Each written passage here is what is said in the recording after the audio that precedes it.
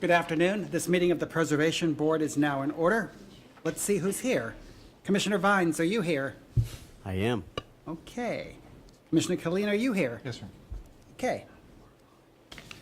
Commissioners, we're going to hold off on approving the minutes because I'm not sure that anybody currently present was both at the meeting and read the minutes or could second such a motion. Right. So we'll do that later.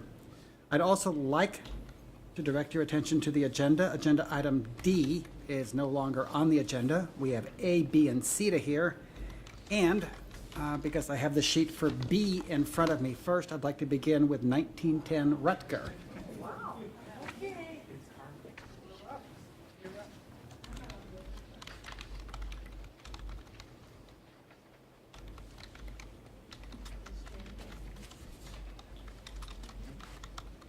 Give me a moment.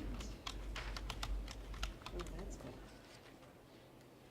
Every Preservation Board meeting should begin with a curveball like that. Pretend you are not seeing these photos. Okay.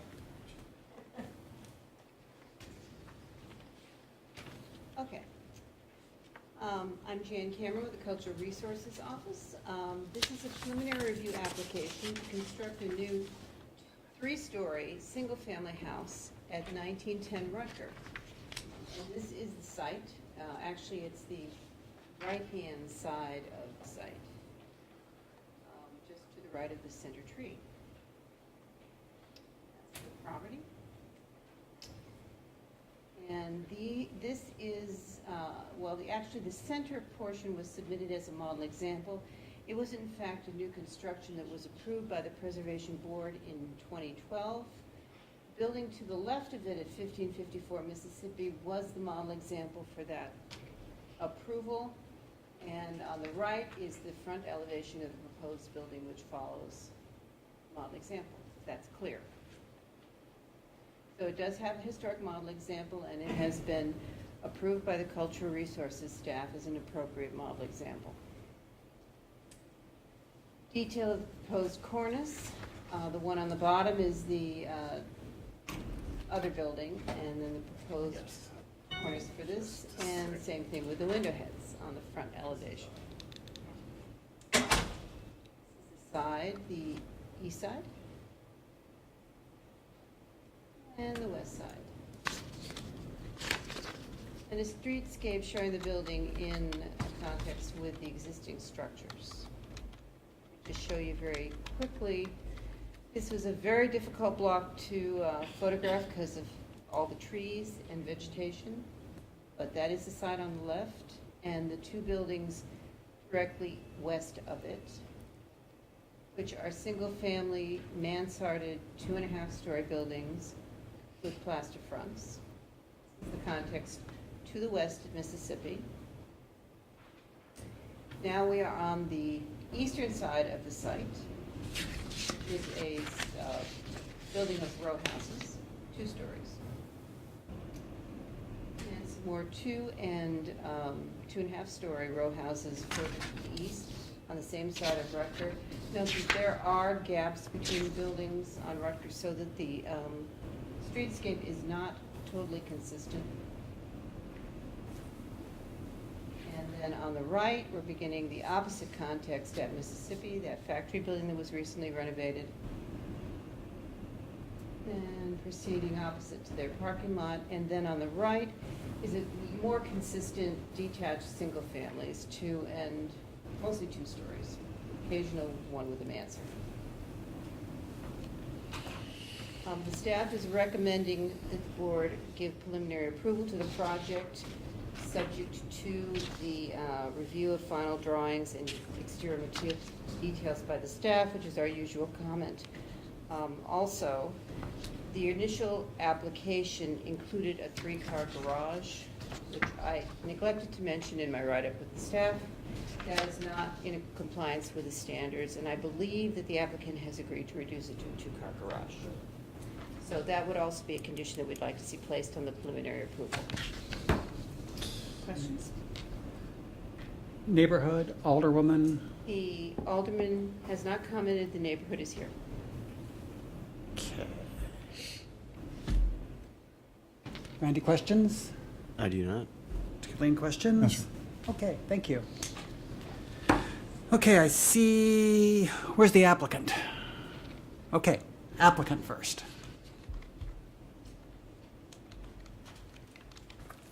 You have latitude to arrange your presentation the way you want to. If you brought people to speak, you can call them up in the order you want.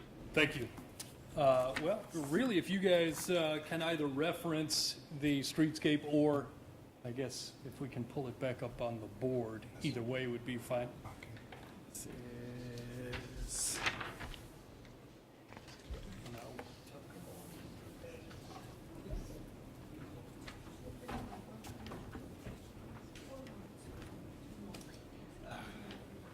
Yeah.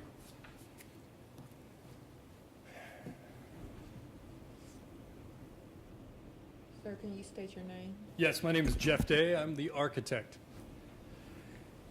So in essence, this home is going to be built by Garcia Properties. We feel like it fits the streetscape well. It doesn't look like anything within reasonable distance to it. And again, it is based on historic markers that we used for the other one that she referenced earlier. So I'm ready to take any questions you guys may have. Garage? The garage was reduced. We resubmitted. I'm not sure if you guys received that. I'm assuming not. It sounds like you did not. But I do have the resubmitted. Show that to her, Donna, please. Okay. This is the only one you Garage have? that's been This is reduced. the only one? It is. We submitted those to you guys, but I guess they didn't get up to the board.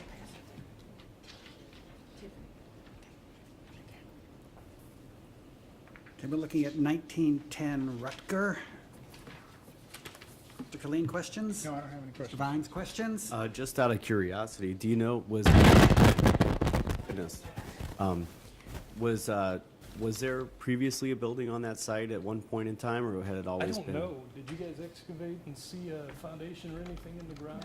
No? I know that the building to the right next door was damaged by that tornado, Okay, Recent. but I don't know if there was a building on it. got it, thanks. Ms. Hamilton, questions? No. Okay. Thank you. Is there anybody else, owner or anything? I think Okay. I'm on the same page with Okay, then, Suzanne Sessions?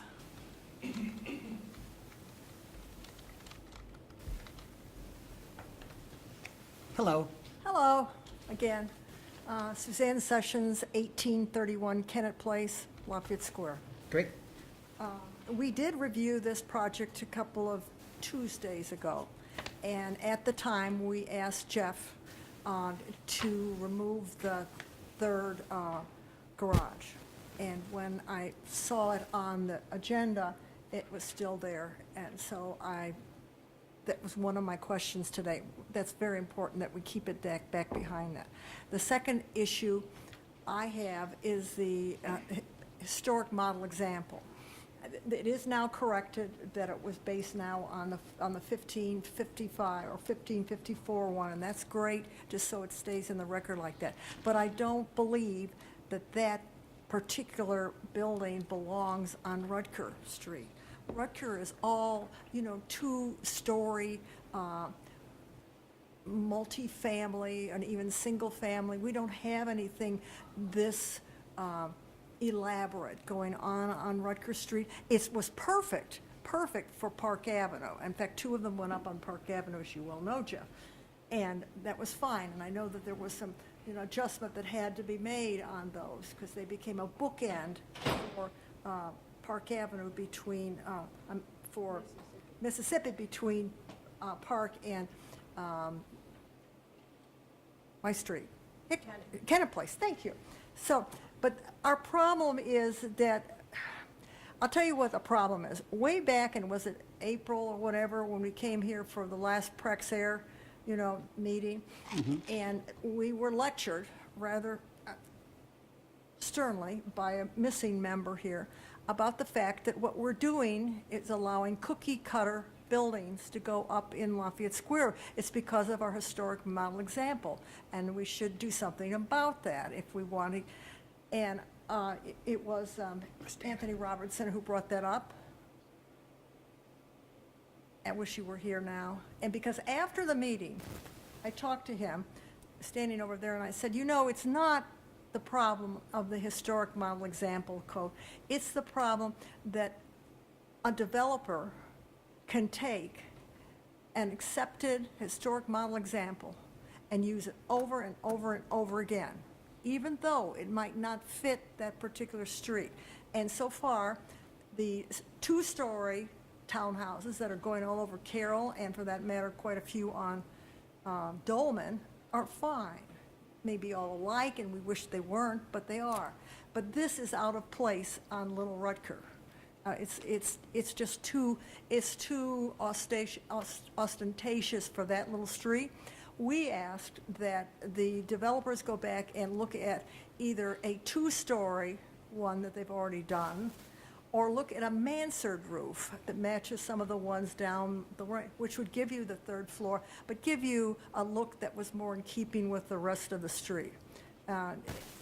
We are concerned about the code and the way it's written, and we're going to change it, but what we have to do now is get as much as we can correct, and so we don't hit this problem time and time again. And I thank you very much for changing it, the 3-car down to the 2-car. We were afraid that wasn't going to happen, and I thank you very much for putting in the correct historic model example. Commissioners on this side, questions? So this design does not have your group's support then? No.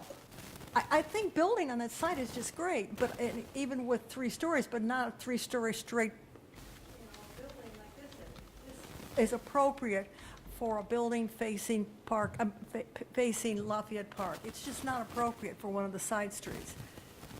So no. Thank you. Questions on this side? No. Okay, thank you very much. May I pose a question? Yeah. So staff, Jan, do you mind, is there anything in that Lafayette code that restricts where you can use a model example? There is Nothing. Okay. Just have I got a question, Question for whom? for the woman who was just speaking. Yes, Hold on 1 second. oh, sorry. Ms. Sessions? You go back, please. Okay, now. Do you have any specific examples that you could cite of a building that you would also consider imposing or, you know, inappropriate for its current block that has been constructed? Is there an example where a building just stands out, a new construction that just doesn't fit?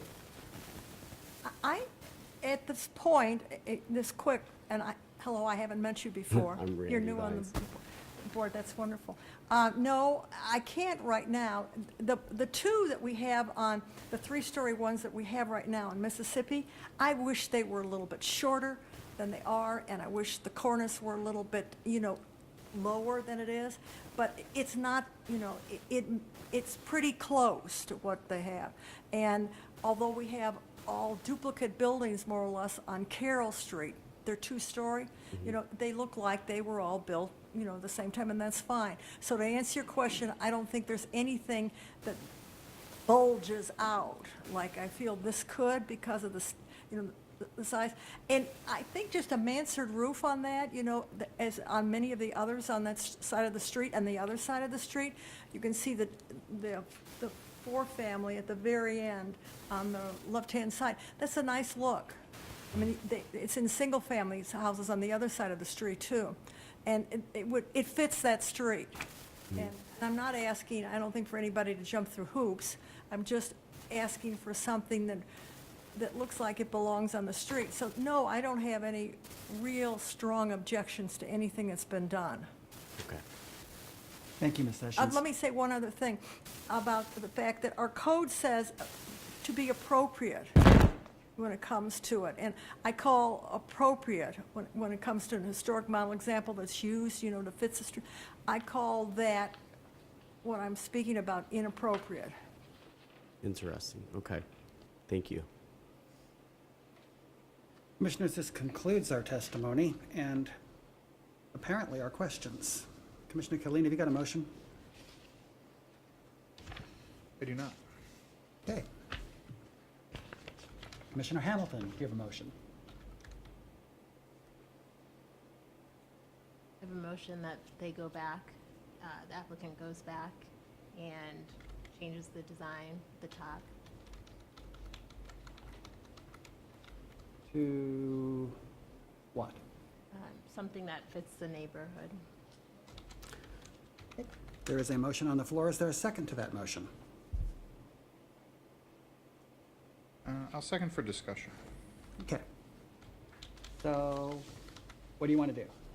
No, I just, listening to them, and where they're coming from, I just know, I think we do need to stick with what's happening in the neighborhood and the look of the neighborhood, and kind of make it fit in a little bit more, the single residence fit in a little bit more.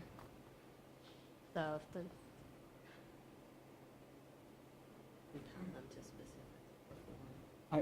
I believe the motion is to withhold preliminary approval oh, okay. and to ask them to go back. Okay. That's correct. isn't Okay. it?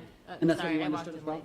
Right, so I guess what you're saying, to hang our hat on an appropriate model example, Correct. which does their code say appropriate model example?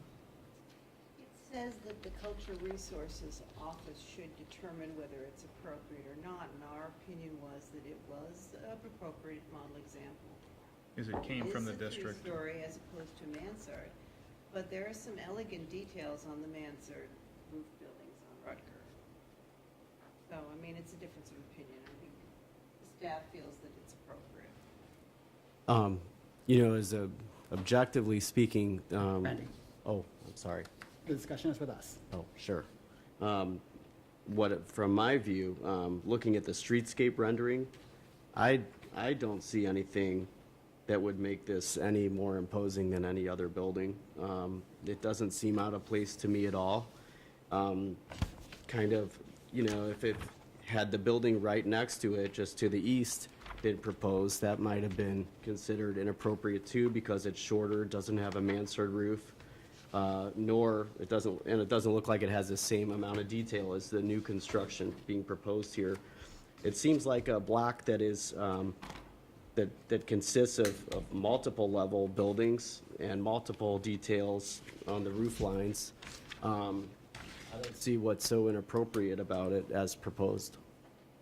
You know, you were not here for the discussion that Ms. Sessions referenced, but as I understood Commissioner Richardson's objection, it was that due to a quirk in the code that required a model example, people were proposing multi-unit buildings, little subdivision streets, all with the same example, with the net result that it looked cookie cutter. I think that was what his cookie cutter point was. But I think your point is well taken. I can appreciate that point. It's just, if we're basing this on its own merits as a singular project on this particular block, I would not say that it looks cookie cutter to me in terms of its context existing. If there were 10 of them, it might. If there were 10 of them, it might, but this is a singular project. Or do you have plans of, may I direct a question to the developer? No, we're done with that. Okay, got it. To me, it looks like it's entirely appropriate for this context. Mr. Killeen, any comment? Well, I respect the neighborhood's opinion, but I think they've got to button up that code if they want us to enforce that. It's just, I think a developer can be confused, spend a lot of money on plans like this, and then to get turned around in here because we sort of parsing words, I don't know if that's fair, so I think I would agree with Mr. Vines on this. Okay. Ms. Hamilton? But I respect Ms. Hamilton's motion. I know. Ms. Hamilton, Commissioner Robinson has been lurking around the outside, has just come in. I don't know if he heard the full discussion. Do you want to restate your motion for him? Your motion was to withhold preliminary approval and to send the developer back to the neighborhood. Is he eligible to vote for this one? Yeah. Because he didn't hear any I- of the testify. He was looking by the door, No, he did listen. and I did note him in. Yes, sir, sorry to interrupt. So that's where we are now. And Ms. Hamilton's motion was to, Deny preliminary approval. And to come back.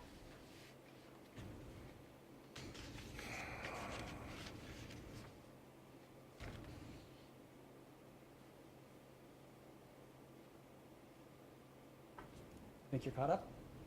yep, Okay. There's a motion on the floor. It has been made and seconded. All those in favor of the motion signify by saying aye. Aye. Opposed? Opposed. Nays have it. Commissioners, do I hear another motion? Commissioner Killeen, do you have a motion? I move that the Preservation Board grant preliminary approval to the proposed new construction with stipulation that final plans, details, and exterior materials will be reviewed and approved by the Cultural Resources Office. Do you want to add in the two-car garage? What would be a good way to word that? As amended. Because we have their amendment. As amended with the two-car garage. Is there a second to that? I second. Okay, is there any discussion? All those in favor of that motion signify by saying aye. Aye. Opposed? Ayes have it. Okay, let's get back onto our agenda. Are the agenda item A people here yet? They're not here as yet. So, do you want to do Steve first? What was your motion? What was your vote on this last Thank you. motion? Aye. Okay.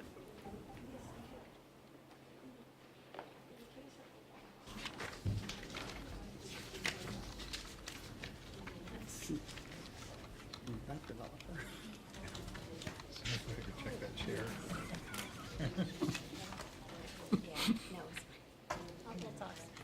Good evening. This is a preliminary review proposal for historic signage to be placed on buildings at various locations in the Soulard Historic District. The purpose of the program is to provide a greater context of understanding of the history of the neighborhood in Soulard. It's being brought forth by the Soulard Restoration Group, and it has a positive endorsement from the Cultural Resources staff. I also have letters of support for this project by both Alderman Kotar and Alderman Gunther, which we'll pass around. But the staff has met with the applicants from the SRG, and I think this is really a lovely project. Folks, I think there's a natural appreciation of the experience of a historic neighborhood like Soulard, but having documentation that tells folks who come to the neighborhood more about the history of the buildings that they're looking at and experiencing will only enhance that experience. And therefore, we are in support of it. This is not a proposal for any specific building at this time. They may have one building in mind, but this is a preliminary review. If the board grants support for it, we would then be in a position to work with the SRG as permit applications come through to support placing these markers either on the site of the buildings or on the buildings themselves based on the recommendation of the board. I had my head down. The write-up says they have designed signs to be affixed. Did you show one?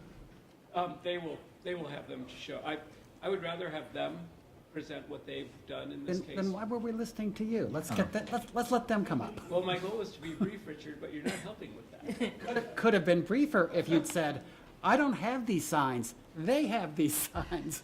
Well, without further ado, let's look at the signs. Okay, let's do that.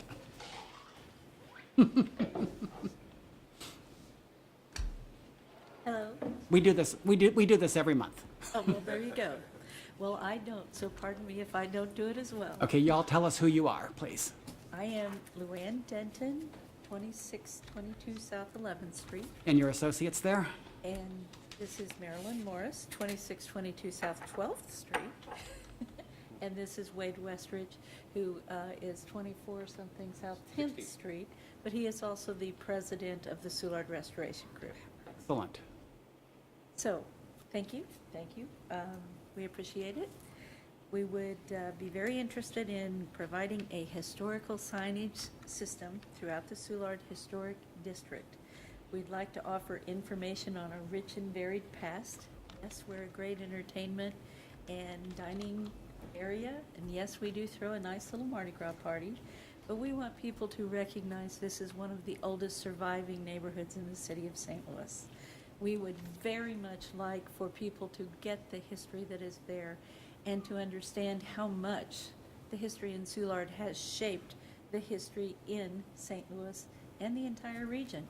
There's this little thing that's very popular now called craft beer. And we had the brewing thing going on in Soulard a long time ago. There's been between 70 and 90 breweries cycle through Soulard over the years, and no one knows that.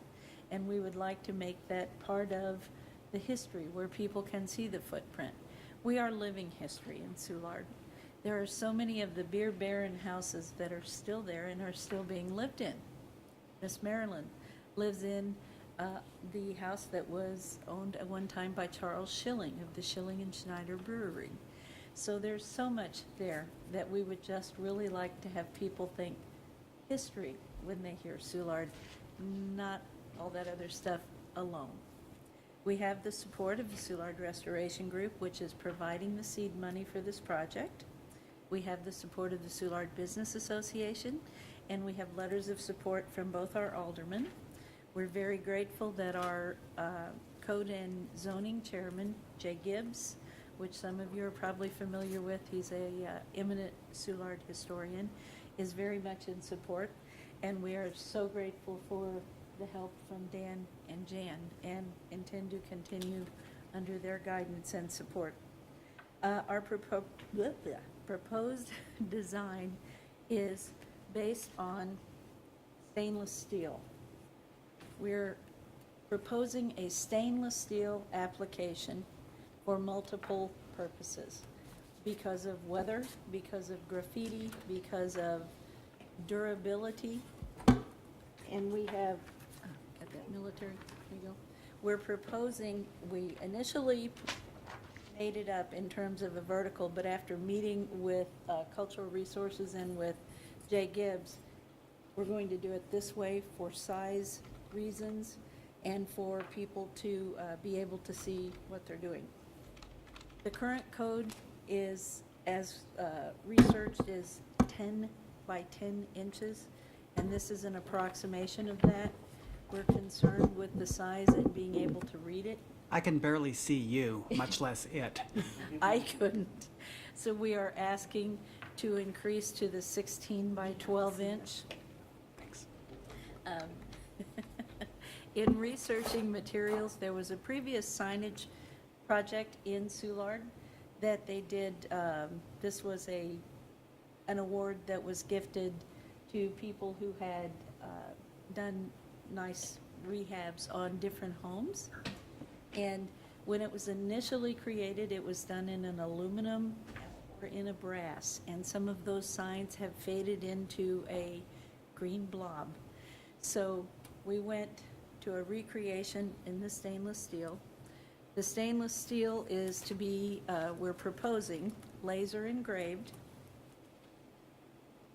This is a report, if you'd like to see it, from the military on the durability of that signage and that No, we- process. We believe you. Oh, okay. Trying to be comprehensive here.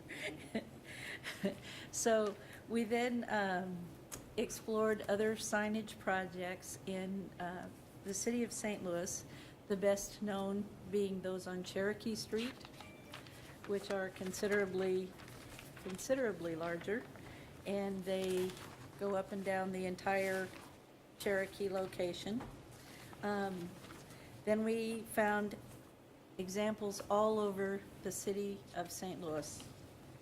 And I really am not finding many that are 10 by 10. So we wanted to have that available if you'd like to see it. These are current to Soulard at this point in time. This one is a banner.